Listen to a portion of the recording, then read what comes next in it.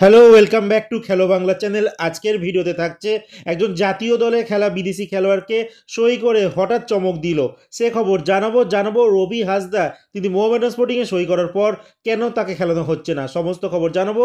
থাকছে খেলার আরও আপডেটেড খবর। তার আগে প্রতিদিনের মতো বলবো, খেলার আপডেট খবর পাওয়ার জন্য আমাদের চ্যানেলটিকে সাবস্ক্রাইব করতে একদম ভুলো না। তো চলো শুরু করছি আজকের প্রথম খবর। আজকের প্রথম খবরটি শুরু করছি একটা গতকালকের ম্যাচের আপডেট নিয়ে। তো যেখানে আইএসএল এর গতকালকের ম্যাচ হয়ে গেছিল বাংলার মোহামেডান স্পোর্টিং ভার্সেস চেন্নাই এফসির সঙ্গে। আর এই ম্যাচটি 90 মিনিট অবধি লাগছিল, কিন্তু চেন্নাই এফসি কিন্তু ম্যাচটা প্রায় জিতে গেছে, তারা 2-0 গোলে এগিয়েছিল। তারপরে ম্যাচে এমন কিছু ঘটে যেখান থেকে ম্যাচটি আলটিমেট 2-2 গোলে শেষ হয়। তো পুরো সংক্ষিপ্ত তোমাদের বিবরণটা দিই, যেখানে একদম ম্যাচের শুরুতেই 10 মিনিটে নাগাদ কিন্তু চেন্নাই এগিয়ে যায় লালদিন পুইয়ার গোলে। তারপর সেকেন্ড হাফে 49 মিনিটে ব্রামবিলা তিনি গোল করেন, তার নিজের প্রথম আর টিমের দ্বিতীয় গোল করে। আর এইটাই স্কোর লাইন চলছিল, দুটো টিমই অনেক সুযোগ পেয়েছিল। মোহামেডান স্পোর্টিং একটা পেনাল্টিও পেয়েছিল, কিন্তু সেটা থেকে কাসিমভ গোল করতে পারেনি। যাই হোক, একদম শেষে যখন 95 মিনিট চলছিল, কেউ ভাবতেও পারেনি ম্যাচটার কোনো রেজাল্ট আলটিমেট বেরোতে পারে, মানে মোহামেডান স্পোর্টিং আর জিততে পারে বা কোনো পয়েন্ট নিতে পারে। সেই মুহূর্তে মনবীর সিং, মানে এটা কিন্তু মোহনবাগান সুপার জায়েন্টের মনবীর নয়, এটা অন্য মনবীর, তোমরা জানো। তো সেই মনবীর সিং কিন্তু গোল করে, আলটিমেট স্কোর দাঁড়ায় 2-1। আর লাস্ট একদম খেলা শেষে তখন কিন্তু পেনাল্টি পেয়ে যায় মোহামেডান স্পোর্টিং, আলটিমেট খেলা 2-2-তে শেষ হয়। আর এই ম্যাচে চেন্নাইয়ের কিন্তু লালদিন পুইয়া যিনি গোল করেছিলেন তিনি কিন্তু রেড কার্ড দেখে।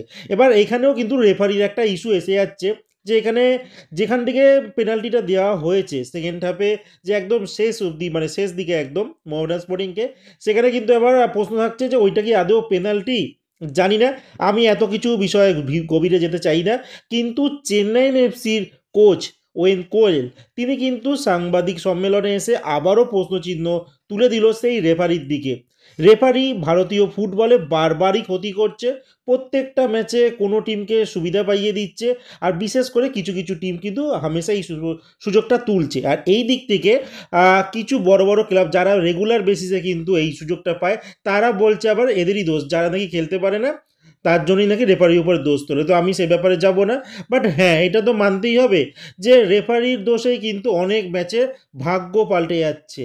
তো এই ম্যাচের ভাগ্য নিয়ে কিন্তু চেন্নাই এফসির কথা যদি বলি, তারা কিন্তু টপ 6-এ শেষ করা তাদের পক্ষে কিন্তু অনেকটাই কঠিন হয়ে দাঁড়াচ্ছে। আগামী ম্যাচগুলো থেকে তারা যদি পয়েন্ট লুজ করে, তাহলে টপ 6-এ এই চেন্নাই এফসি কিন্তু ফিনিশ করা খুব চাপের ব্যাপার হয়ে যাবে। যাই হোক, এই ওয়েন কোয়েল কিন্তু আরেকজন বিদেশি কোচ, খুব নামকরা কোচ, তিনিও কিন্তু সেই রেফারির দিকে আবারও প্রশ্নচিহ্ন তুলে দিলেন। আর তিনিও দাবি করছেন এবার দরকার পড়লে বিদেশি রেফারি এনে এই আইএসএলে যেন খেলানো হোক। যাই হোক, এখান থেকে এবার একটু বেরিয়ে আসছি, এবার আসছি দল বদলের খবর। তো দল বদলের খবরে হার্দিক ভাট মুম্বাই সিটি এফসির একজন রাইট ব্যাক পজিশনে খেলোয়াড়, যিনি আহমেদাবাদেরই একটি র্যাকেট একাডেমি থেকে কিন্তু উঠে এসছে, তারপর ব্যাঙ্গালোর ইউনাইটেডে খেলেছে, রাজস্থান ইউনাইটেডে খেলেছে। আর এই মুহূর্তে তিনি লোন ডিলে কিন্তু চলে যাচ্ছে আই লিগের শ্রীনিধি ডেকান এফসি। তার শ্রীনিধি ডেকান এফসি এবার কিন্তু আই লিগে খুব একটা ভালো পজিশনে নেই, দেখা যাক সেখানে গিয়ে তিনি কেমন পারফরমেন্স করে। আর মুম্বাই সিটি এফসিও কিন্তু অনেক প্লেয়ারকেই দেখা যাচ্ছে আস্তে আস্তে লোন নিয়ে ছাড়ছে, আবার কিছু প্লেয়ারকে তারা নিয়ে আসছে, বাট পারফরমেন্সে কিন্তু খুব একটা উন্নতি ঘটছে না এই বছর মুম্বাই সিটি এফসি। এরপরে একটা আপডেট দেবো, যেটা হচ্ছে আন্ডার-15 ইউথ লিগে আজকে মোহনবাগান সুপার জায়েন্টের ম্যাচ ছিল ইউনাইটেড স্পোর্টসের সঙ্গে। আর মোহনবাগান টিম কিন্তু প্রত্যেক ম্যাচই, সে জুনিয়র বলো সিনিয়র বলো, সব জায়গায় কিন্তু জয় জয়কার করছে, যেখানে মোহনবাগান টিম 3-2 গোলে কিন্তু হারিয়ে দিয়েছে ইউনাইটেড স্পোর্টসকে। এরপরে যে খবরটি বলবো দল বদলের খবর। তো দল বদলের আরেকটি আপডেট, যেটা হচ্ছে মন্টেনেগ্রোর একজন বিদেশি খেলোয়াড়, আর তিনি 30 বছর বয়স, উচ্চতা অনেকটাই 6 ফুট 3 ইঞ্চি। আর এই খেলোয়াড়টি কিন্তু সই করে ফেলেছে কেরালা ব্লাস্টার এফসিতে, একজন মিডফিল্ডার যার নাম দুসান ল্যাগাটোর। আর তিনি লাস্ট হাঙ্গেরিয়ান একটি টপ ডিভিশন ক্লাবে কিন্তু খেলে আসছেন। এর আগে তিনি সার্বিয়ার ক্লাবে খেলেছেন, পোল্যান্ডে খেলেছেন, রাশিয়াতে অনেকটা সময় তিনি কিন্তু কাটিয়েছে। তো টপ লেভেলের কিন্তু একটা বিদেশি মিডফিল্ডারকে কেরালা ব্লাস্টার সাইন করেছে, এবার পারফর্ম করাটা শুধু বাকি আছে কেমন পারফর্ম করে। আর শেষ খবরটি বলবো রবি হাসদার কথা। রবি হাসদা নিয়ে যা খবর পাওয়া যাচ্ছে, রবি হাসদা কিন্তু হয়তো আইএসএল আমরা তাকে দেখতে পারবো না, কারণ মোহামেডান স্পোর্টিংয়ে একটা স্যালারি নিয়ে ইস্যু চলছিল। তার মাঝে এই মোহামেডান স্পোর্টিংয়ের যে চেন্নিসব যিনি কোচ, তিনি কিন্তু একটা সাংবাদিক সম্মেলনেই বলেছে যে সন্তোষ ট্রফির যে স্ট্যান্ডার্ড, আইএসএল স্ট্যান্ডার্ড অনেকটা হাই, তো সেখানে তার চান্স পাওয়া রবি হাসদা খুবই মুশকিল। তো কি করতে তাকে যে নিয়ে গেল, কেন যে সাইন করলো, যে বাঙালি প্রতিভাটাকেই নষ্ট করলো। যাই হোক, আজকের মতো খেলার খবর এতটুকুই। ভালো থেকো, সুস্থ থেকো, দেখা হচ্ছে নতুন আরেকটি ভিডিও।